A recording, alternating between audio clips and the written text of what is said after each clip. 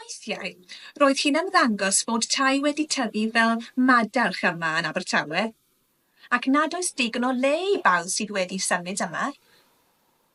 Bod rhai o'r tai eisoes yn llawn dop, mae nhw'n dal I dderbyn lodges, heb sôn am tai lodgings cyffredin chwaith. Ond mae tai neis iawn yma hefyd, yn y gorllewin, cofiwch. Dyna chi gael trefi'r Vivians a'r Dilwyns yn ysgeti enghraifft, ond go anghyffredin yw'r rheini. Mae nhw'n byw'n hen ddigon pell o ddrewdod a'i gweithfeydd, diolch yn fawr iawn. Weithiau, mae niwl melyn yn llenwi'r awyr, a does dim golwg o'r haul. Mae sôn fod y gwartheg sy'n pori ger llawr gweithfeydd copr yn colli ei dannedd. Ond dwi ddim yn gwybod faint o wirionedd sydd yn hynny. Rhaid dweud bod y cyflenwad dŵr wedi gwella dros y blynyddoedd diwethaf yma yn Abertawe. Diolch I bobl fel Dr Bird. Mae llawer mwy o baipio dŵr o gwmpas, yn enwedig yn y rhannau hynny o dref ble roedd y colera ar ei waethaf. Ac mae pobl yn llawer mwy gofalus o ran ble maen nhw'n cael dŵr erbyn hyn. Roedd un o'r hen gyflenwadau dŵr yn llifo o dan hen fynwent. All hynny byth fod yn dda. Wrth gwrs, rhan ni'n gorfod cywio am hudoedd weithiau, ac mae'n anodd rhoestro'r plant rhag cael llonbol a mynd I nôl dŵr o lefydd eraill. Mae rhai problemau o hyd gyda draeniau, ac mae'n anodd datrys hynny. A does gan ambell stryd, fel Morris Lane, ddim tŷ bach o hyd. A dyw hynny'n help dim wrth geisio cadw'r strydoedd yn lan. Roedd hi'n ofnadwy pan ddaeth colera I Abertawe. Bu farw llawer iawn wedi'r achos gwaethaf ohono, a doedd dim lle I gladdu neb yn yr hen fynwentydd. Heb law am 6 lle ym mynwent Cymdeithas y Cyfeillion.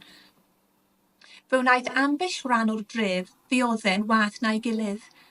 Roedd pethau'n wael iawn I lawr yn y strand. Roedd rhai'n rhoi'r bair ar arogleion drwg, eraill ar amhireddau yn y dŵr, neu bobl yn bwyta gormod o lysiau. Roedd y meddygon yn methu'n lan a chytuno, ond rwy'n gwybod un peth. Roedd y golchwragedd, fel Jane Jones, yn dioddef mwy na neb. Roedd y symptomau'n erchyll. Y doemen, poenau dros y corff I gyd, doler rhydd ofnadwy.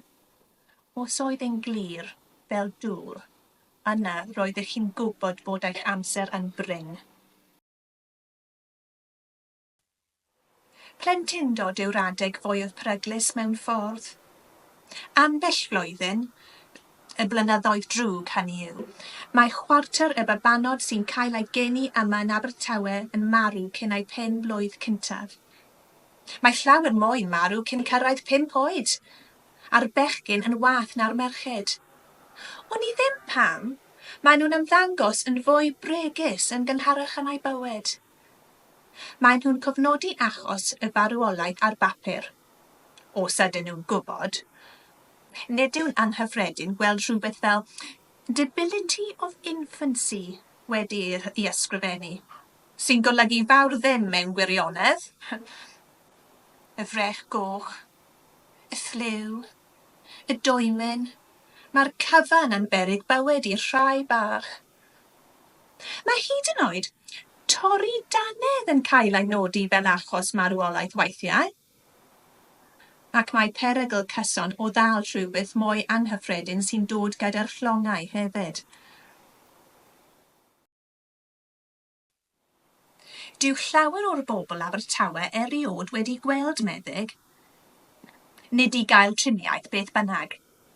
Mae gan rai o'r gweithfeydd gynllun sy'n tynnu rhywfaint o arian o'r cyflog I dalu am unrhyw argyfyngau, ond fawr ddim arall. Mae pobl naill yn gwneud eu meddyginiaethau eu hunain, neu'n prynu rhywbeth gan yr apothecary. Mae hysbysebion yn bethau iachol yn britho'r papurau. Dr Williams' pink pills for pale people, ac ati. Ond mae'r rhan fwyaf o bobl yn ceisio mynd i'r afael ar broblem eu hunain. Mae sain gwydd yn boblogoedd iawn tuag at anhwylderau'r frest. Ac roedd wedi clywed am bobl yn dal plant bach drwy ffenest y tren mwyn anadlu'r mwg, gan fod huddugl yn llesonedd â nhw. Mae llawer o bethau eraill yn hawdd i'w gwneud hefyd. Baddon traed mwstad, poultice bara ac ati. Ac mae wastad rhyw fenyw leol wrth law i helpu gyda genedigaeth babi. Neu baratoi'r corff ar ôl i rywun farw.